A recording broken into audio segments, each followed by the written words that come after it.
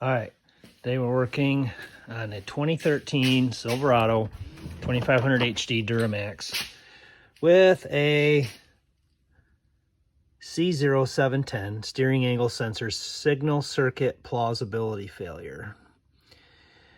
And we're going to replace the steering angle sensor on the steering column. All right, steering angle sensor. Let's go under the dash real quick and see where the connector is for this guy.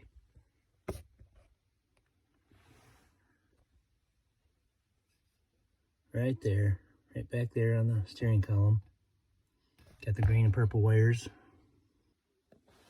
All right, I got the angle sensor wire harness disconnected.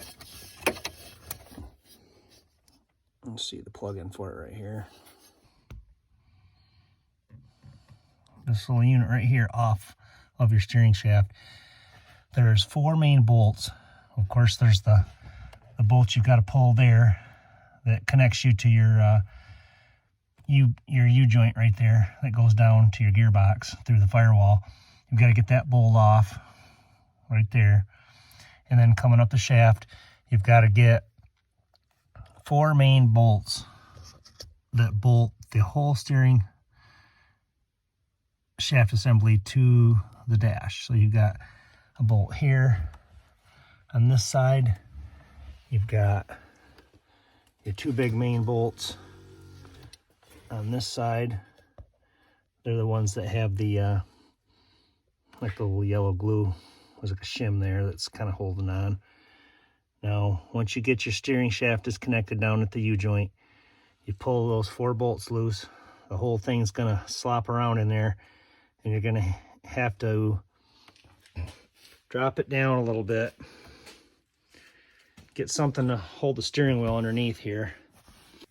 All right, so we remove the bolt from the steering shaft right above the U-joint.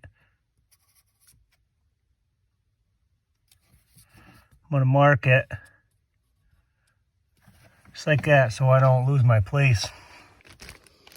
All right, got him out. Here's the new guy. 194-18403, genuine GM part. Right, there's a little spring I was telling you about that keeps it all lined up until you get it installed. So one handy thing to do here when you're taking the bolts out of the steering column is get rid of this little heat vent duct. And all you do is come up here. It's got one little button. With him on right there, if I can zoom in on it for you here so you can see it right there. All right, before we drop the steering column down enough to get that angle sensor out, we're going to take this little brace, this crash brace out of here. Just 4 10mm nuts there. All right, so I got all 4 of the main bolts loose on the steering column for the steering wheel. I got it propped up, just whatever you can get, you know, so it doesn't fall way down on you. Yeah, so we're gonna go underneath here, and the only thing really holding this job would be a lot easier if that metal bracket that wraps around the steering column right there wasn't there. I'm sure there's a use for it, but it may have something to do with crashing or something. But there's my unit. I'm trying to slide off the shaft there, and I've got it. There's 3 little Allen bolts that are like star bits that hold that to this big aluminum case right here, and they're over on top. I don't know if I can get a view of them or not from here, but yeah, they're right there. They are. Those 3 little suckers got to come out, and once you get that cover off, don't lose those little bolts. Then you can slide your angle sensor off. All right, so I got that metal bracket off on the back, and now we just got to take this little plastic cover off that covers up the sensor and slide it off the shaft. I will do that. All right, this is what that little cover looks like that covers up the steering angle sensor. It's got 3 little tabs on it that click up into the bracket. So you are going to have to get a pick or a small screwdriver or something and just kind of pop those off to get it to slide off the shaft. All right, let's get this out of the way now. Now that we got it marked, just takes slight pressure. That U-joint slide into the coupler out in the engine bay. Drop that sucker out of there, and we're done. We want this to come right back up here and line up. We don't want to push stuff around. We don't want to twist this. Get this out of whack. All right, here's a quick shot down the top of the steering column. When you take these off, these guys here are going to stay in place usually because they got some glue on them. You're going to have a washer here and over here on this back two tabs that are going to fall out when you do this. Make sure you get them back in there when you're done, or it's not going to line up. It's going to bind and you're going to have problems with your steering. So make sure you don't lose those two little guys. This is what they look like. My new sensor slid in. You'll see there the spring's still on it. It doesn't need to be there anymore because I'm going to go ahead and throw this cover back up there. So I'm going to pull the spring off.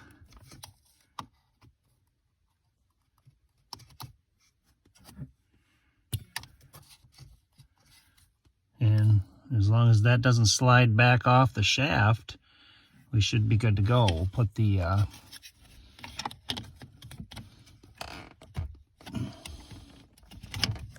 cover back on her here. All right, and this thing is clicked on. There we go. And now we're just gonna reassemble the same way we took it off. We're gonna make sure we line up on our steering shaft and everything when we're ready to go. I'm gonna go ahead and put the that little plate back with these. I was gonna show you that. These little screws here are the ones that focus this a little better. Come out of that little cover on the top of the steering column. They are, in fact, get the tool here that I used for this. Looks like it. I would say without a doubt, getting that cover plate back in there with those three little T25 torque spit screws is probably about the most challenging part of this whole job. Reason being, the steering column wants to move around. It wants to slide. You've got to get the pressure off a little bit because you've got that cable back there. That bracket has, if you can see it, back in there where the cable for the shifter comes down. It kind of loops around the top of the steering shaft there. It's in that little bracket loom, and that's part of that cover. And so it binds on that. You've got to wiggle around without beating stuff up to get those screws started. Once you get it, I do it with the little socket by hand like I show here. And once you get that done, you're pretty much home free to reassemble.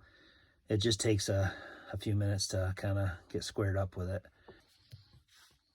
All right, so I got my bolts started, just finger tight. All four of them. Got my washers back underneath my bolts. And I'm gonna go ahead and slide this back up. Get up there where you can see it. In there.